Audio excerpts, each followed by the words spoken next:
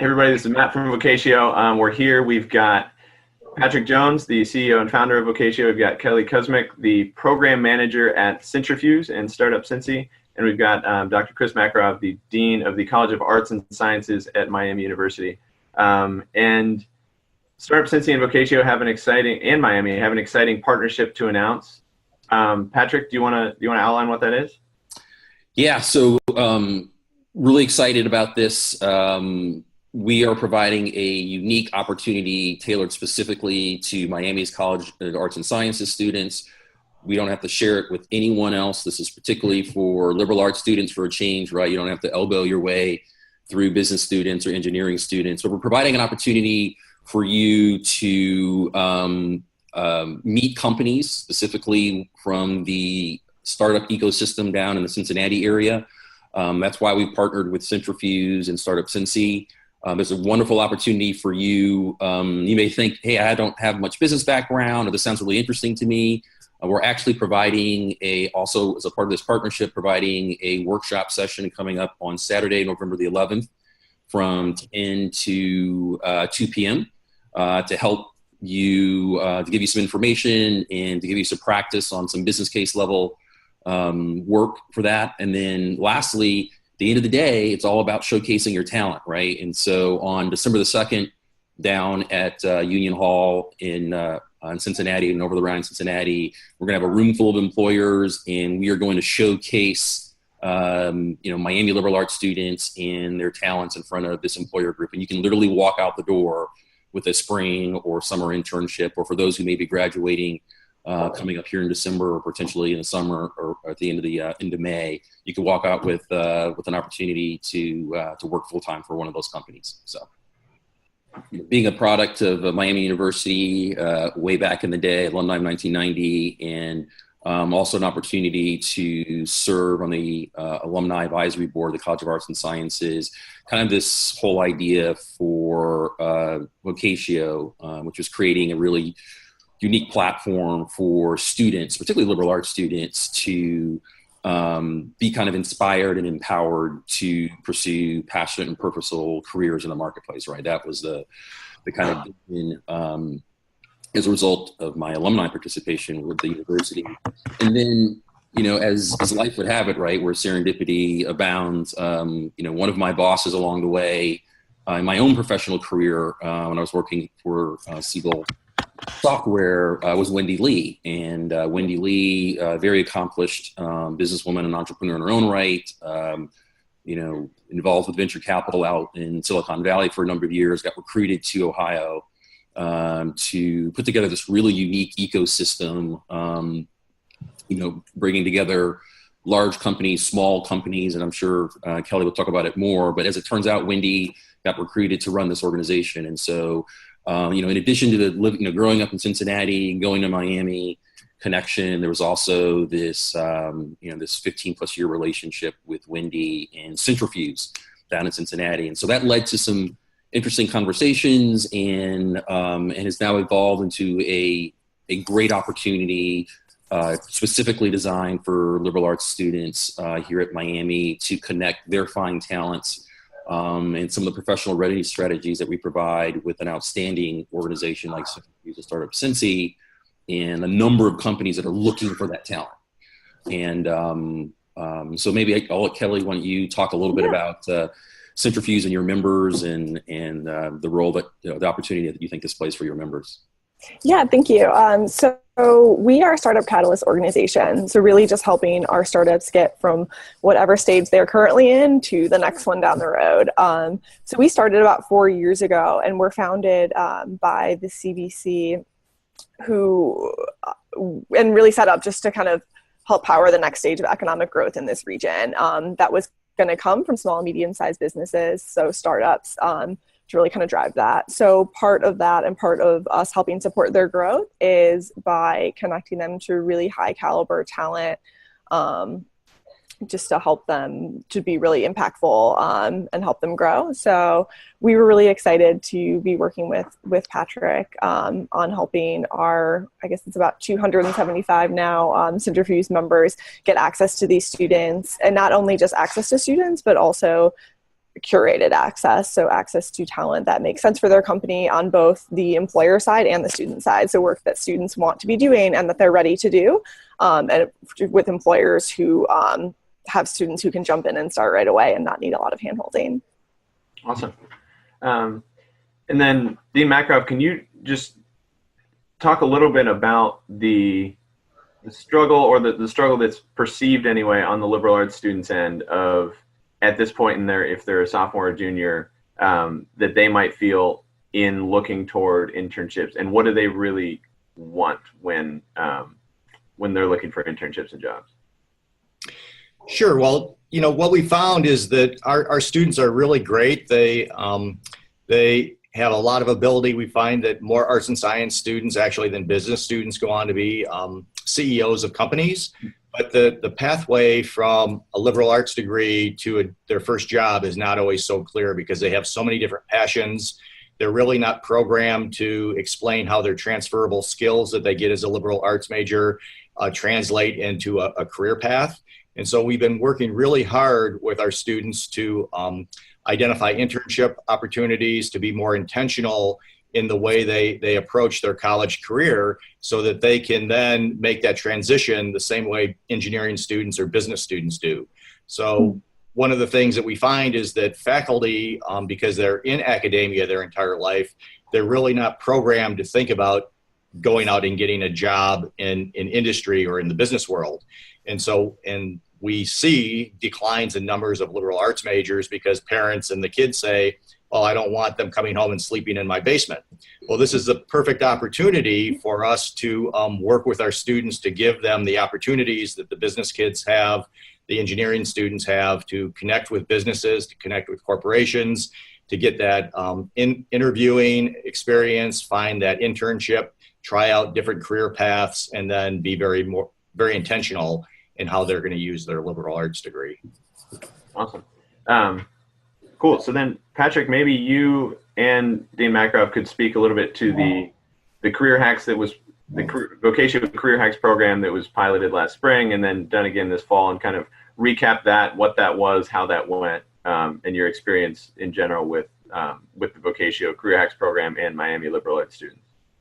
Yeah, thanks. So I know perhaps for some who may be watching this, maybe the first kind of exposure they've had to this, but we've actually had the pleasure of collaborating with Dean Makaroff and a little bit with the Career Center in an initiative we call Career Hacks, specifically designed for the liberal arts students.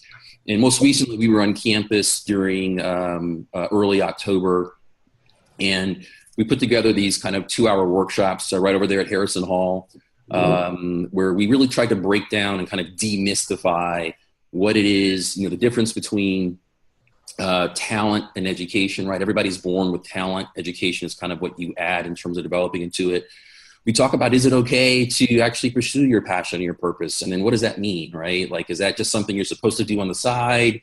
Is that something you're supposed to do when you get rich? Or is there a way that something that you feel really passionate and purposeful about and what you're talented at actually has an intersection in the marketplace? There's a nonprofit, a public sector organization, a for-profit Fortune 1000 company, a Inc. 5000 fast-growing middle-sized company, or in the case of working with Kellie and Cintrifuse and StartupCincy, is a startup, right? We talk a little bit about what employers really want you to know, right? What are those high-quality attributes and experiences they kind of already think you do, that you have, and that they really want you to display. We had any number of great speakers that we were able to participate in these sessions. We had a Miami anthropology major who is now the CMO of a very large, cosmetic product company, Vogue International. We had an econ major who's now the CFO of a major retailer. So there's all these kind of ways just to demonstrate to the students that a liberal arts major, as Dean talked about, when properly talked about and when properly applied to the type of problems that employers really want you to solve, is a really incredible tool. And the last little piece that I'll add to that, and Dean could talk about this too, because I know there's been an emphasis within the school, but I think liberal arts kind of on its own is a wonderful kind of construct to kind of take to the marketplace. But I think when you marry that almost kind of like peanut butter and chocolate in a Reese's cup, right? When you marry liberal arts with technology, right, and understanding and acumen, not everybody has to be a coder, but just kind of understanding how technology better helps organizations solve problems, large problems at scale, particularly data problems. We had a really enjoyable time working with a group of students and kind of getting them ready for this type of startup Cincy experience. Cool. Along with that, maybe then connect to the importance of faculty in getting students to these programs. Maybe Dean, you could speak to that, or Patrick again.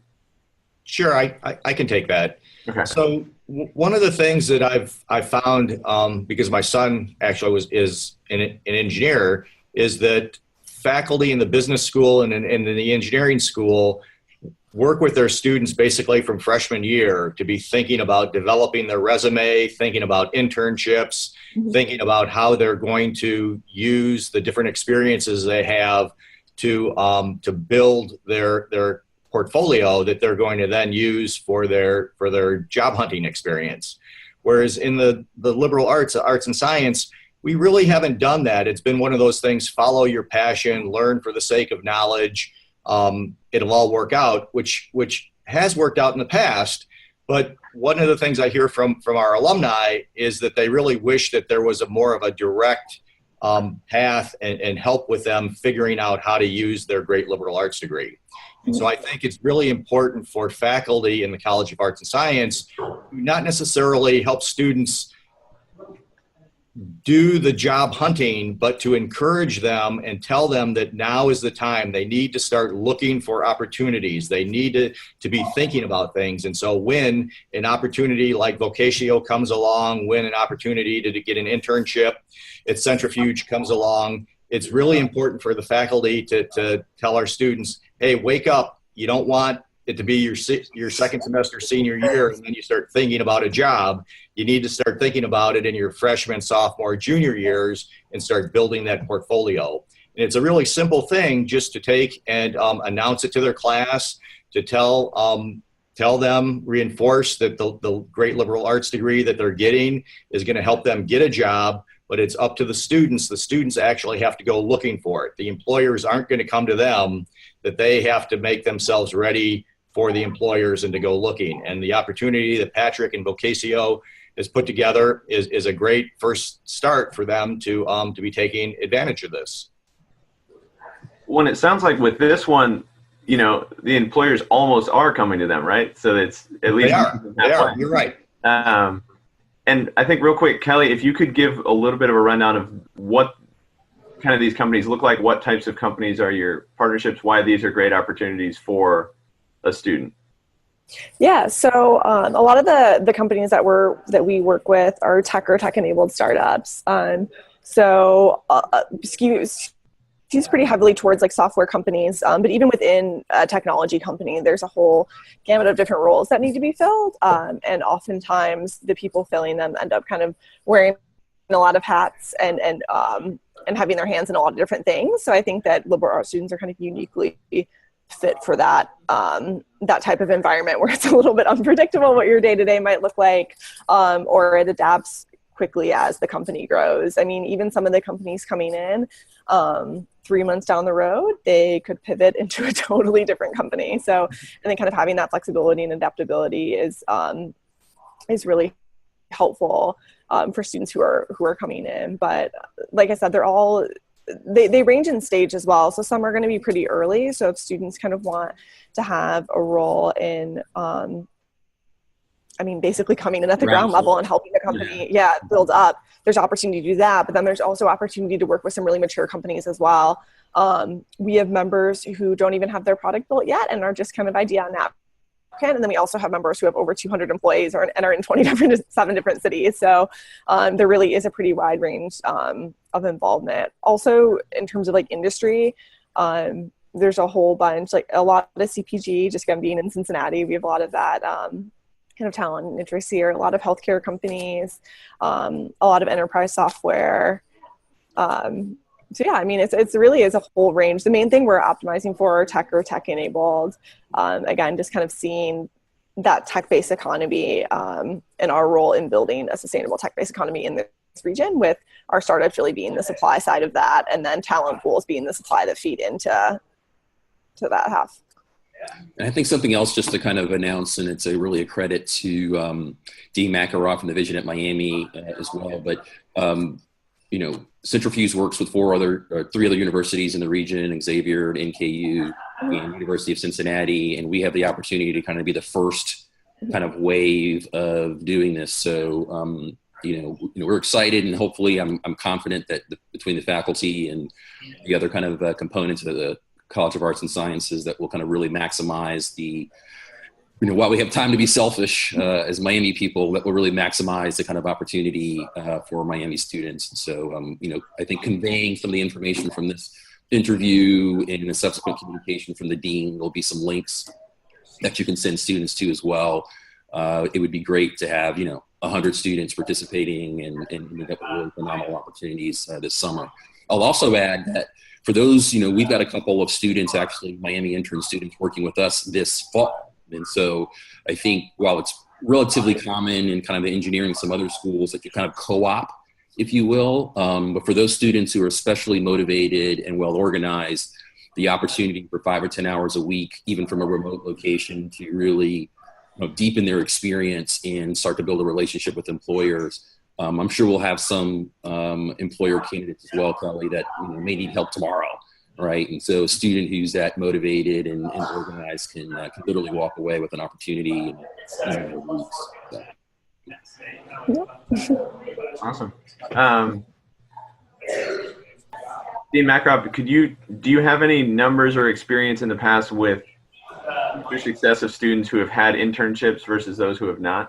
Well, there's a lot of data that shows how important an internship is, and what we've seen is that the frequency of students getting a job within the first 6 months of graduation doubles if they've had an internship. And it's not necessarily an internship with the same company, but just having that work experience. And so having an internship, having an opportunity to actually get in and apply their knowledge is really, really important. So I would say that right now, the more internships, the more opportunities they have to gain experience, that the better off that they're going to be. So then what do you need in participation from faculty and from anything else, in specifically what actions do you need in helping students get aware of this and get to it? Like, I guess what I would ask our faculty is just to make this opportunity available, make students aware of the opportunity, encourage them to explore the Vocatio website, to think about setting aside some time in their busy schedule to explore this and take advantage of this great opportunity. And I think if the faculty make the students aware and they encourage the students and tell them how important it is to start thinking about how they can use their great Miami liberal arts degree, then the students will respond to them. I sent out emails to the students, and the students, they don't know who I am. They can't relate to me, but the professors, the students know, and I'm confident that if the faculty bring this to their students' attention, that the students will actually explore, they'll look into it, and if it fits their schedule, they'll take advantage of it. And the first important date too, so there's a little bit of timeliness to this, is next Saturday, November the 11th at Harrison Hall from 10 to 2, and we'll be providing lunch for students. We'll be having a few Miami alumni coming down, and we're kind of providing a business case like audition session. So to give liberal arts students, many of them aren't used to business case formats, but we'll give them an opportunity to work real business problems and across different industry sectors, just so they get really familiar with about how to talk business, how to apply their skill in a business context, so that the showcase that then will take place at StartupCincy down at Union Hall on December the 1st in front of employers, they should be really confident and be ready to show their best stuff. So November 11th is that first milestone. So to the degree that the faculty and other key stakeholders can share and encourage students, that would be great. And the second date is the 2nd. December 2nd. Did I say first? December Yeah. 2nd. Okay, sorry about that. Well, terrific. Any final parting words, anyone? Get Otherwise, involved. Yeah. Miami show up strong. Yeah. all right. Yeah. Thanks everybody for coming on. Cool. Thank you. Thank you. We're excited. Yeah.